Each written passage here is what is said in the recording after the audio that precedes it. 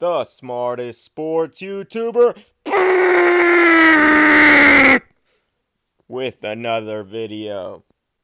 And we got to talk about the Cincinnati Bengals continuing to own the Baltimore Ravens like they've been doing under the Joe Burrow era. Last year, the Bengals whooped the Baltimore Ravens twice, scored 40 plus, blew them out both times, one with Lamar, one without Lamar. Didn't matter. The defense could not stop Joe Burrow in this offense. It was absolute destruction, domination, annihilation, whatever you want to call it. The reason their defensive coordinator got fired, their great defensive coordinator, Wink Martindale, got fired is because of Joe Burrow in this offense. That is not a debate. That is a fact. If you look at it, if the Ravens would have won those two games, they would have been in the playoffs. But instead, the Cincinnati Bengals set them in the last place, made them fire their defensive coordinator. So you know the Ravens are going to come in this game mad, salty. Their fan base is absolute. It's absolute just dog shit, atrocious. They're just completely jealous of this Bengals team that they were able to make a Super Bowl in Joe Burrow's second year. Meanwhile, Lamar is 1-3 in the playoffs, and his one win is against a weak Tennessee Titans defense that was 26th in the league that Joe Burrow in his rookie season carved up with no line. But we won't talk much about that. But the Ravens fan base is clearly jealous of this Bengals team. Clearly jealous of the success that this team and Joe Burrow has had. Meanwhile, Lamar Jackson, who continues to be proven the most overrated player in the league, or one of the most overrated players in the league, not meaning he's a bad player. He is not. I'm not one of those people that says he can't throw this and that, but the way that some people talk about him on social media and in the media, he's completely overrated. I mean, through what, 4 weeks they were trying to give him another MVP this year, just like last season. Look at last season's numbers. Last season, Lamar Jackson and the Baltimore Ravens were completely overrated. They started off with 6-2 or 5-1, something like that, and then the Bengals hung 40 plus on them, beat them by more than 20 points, absolutely slaughtered them, and then people wanted to start to make excuses. And the narrative coming into this year was, "Oh, the Ravens were injured. They were top of the AFC before they were completely hampered with injuries. They were top of the AFC." Completely overrated. If you look at last season, the Ravens beat a bunch of bad and mediocre teams by the skin of their teeth in a lot of fluky ways, and you can't carry that to this season. Like, they beat the Lions off a missed call and a record-breaking field goal by Justin Tucker that hit the upright and went through. So you can't continue to get lucky like that. So them saying, "Oh, we were the number one seed before the injuries. Oh, we were the number one seed." Okay, well, while you were the number one seed, you got your fucking ass kicked by the Cincinnati Bengals. No one wants to talk about that, but as an unbiased person, I'm going to speak the facts. The Bengals caused Wink Martindale to be fired. The Bengals caused the Ravens to be in last place and miss the playoffs. The Bengals actually exposed Lamar Jackson last year. They were the first team to actually send the blitz against Lamar Jackson heavy like that, and then Miami followed the Bengals game plan and exposed them even more on prime time. But Lamar Jackson has worked on it this offseason. Clearly, he's been much better against the blitz. So he has improved that part of his game. The Ravens as a whole, I mean, they're a good team, don't get me wrong, but they're not the top of the AFC like the Cincinnati Bengals. The reigning, defending top dogs of this conference. They are just not the Cincinnati Bengals. Not in any way. The quarterback position, edge goes to the Bengals, clearly. If you look at the receivers, Bengals, running back, Joe Mixon's been awful this year, but I'm still giving it to the Bengals. Offensive line, this is really the game where the Bengals offensive line will show who they are.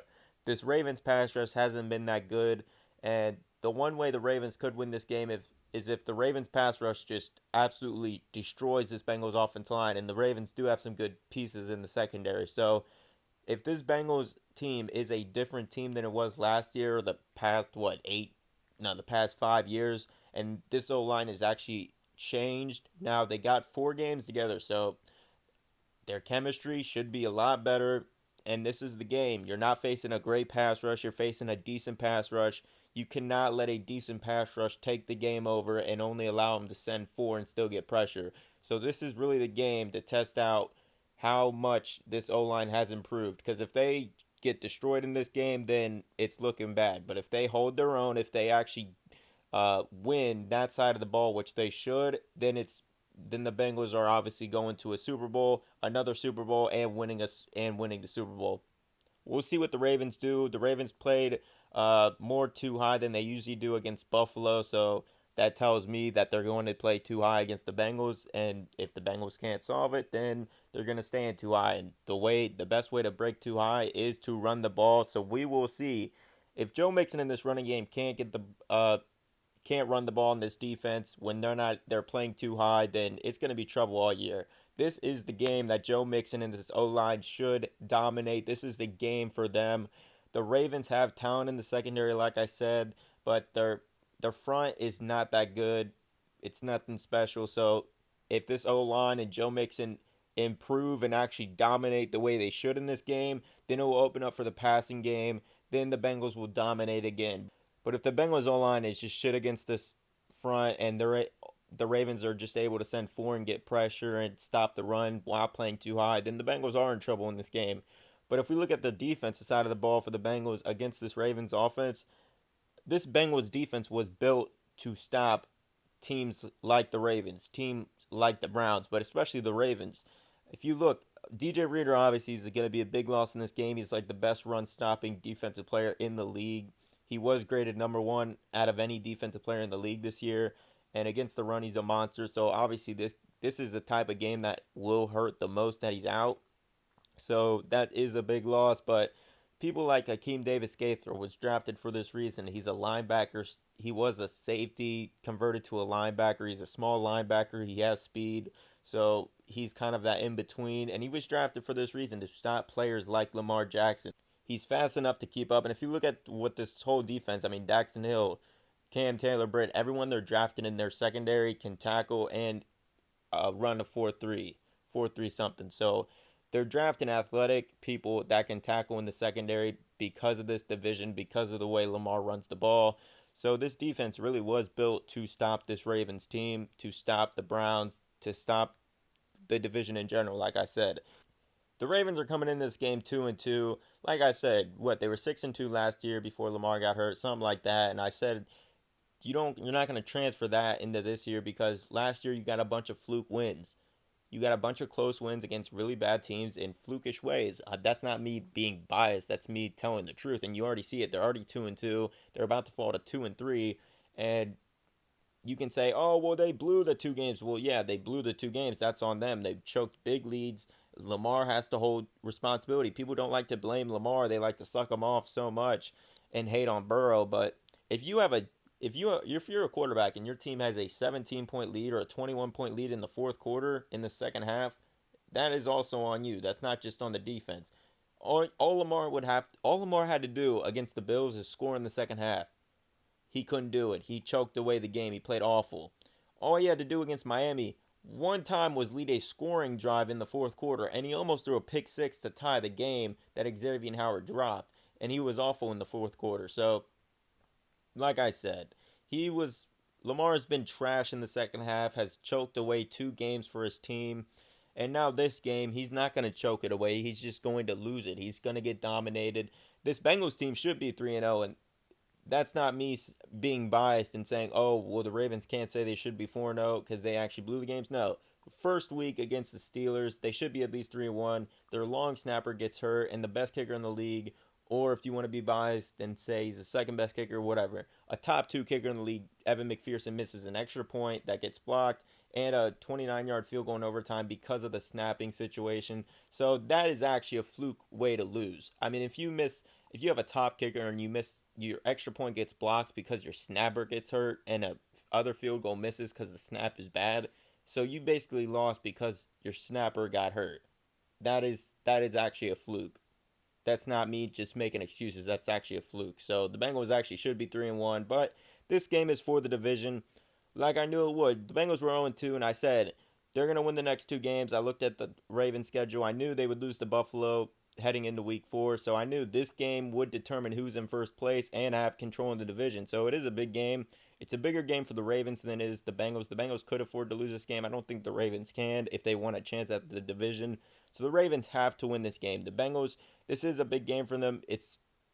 They're finally an underdog in the game, so we'll see what this Bengals team is about. I'm predicting a win. I'm predicting it 30, 31 to 21 or 31 to 20, 31 to 20 victory for the Bengals. I don't know how they're underdogs in this game. I really don't get it. It's not me talking trash as a Bengals fan. I'm just objectively looking at both teams, both ways the quarterbacks are playing. Lamar Jackson has 3 games this season where he has an interception. Joe Burrow has one. One game this season. Joe Burrow threw all 4 of his picks in one game. Other than that, he has not turned the ball over. So that's the thing. That's why this Bengals team made a run at the end of the year and we're so good. Joe Burrow played great football, didn't turn the ball over. This offense didn't turn the ball over, and the defense got takeaways, and that's how you win. You don't turn the ball over, you get takeaways on the defensive side of the ball. Your quarterback plays really good football, and that's how you win in the NFL. And that's what you're seeing now. The Bengals are getting back to that. Joe Burrow is showing why he will be in the MVP conversation. 6 touchdowns, no picks in the last 3 games. And he played Dallas, super good defense, creates a lot of turnovers, and he did not turn it over once. So this is a game. I'm pretty sure the Ravens lead the league in turnovers this year, or in getting turnovers. So if Joe Burrow can come through this game without turning the ball over again for the 4th straight game, that is elite. That is elite. So we'll see. The we already know Joe Burrow owns the Ravens. It's factually proven. 40 plus twice, 416 yards the first time, 525 the second time. It caused their defensive coordinator to get fired. So we'll see if Joe Burrow and the Bengals can continue to own the Ravens. I believe they will. And yeah, we'll see. So tell me what you think down below. Hit the like button, hit the subscribe button. And you just listen to the smartest sports YouTuber on the planet. That's a fact. And I'm out.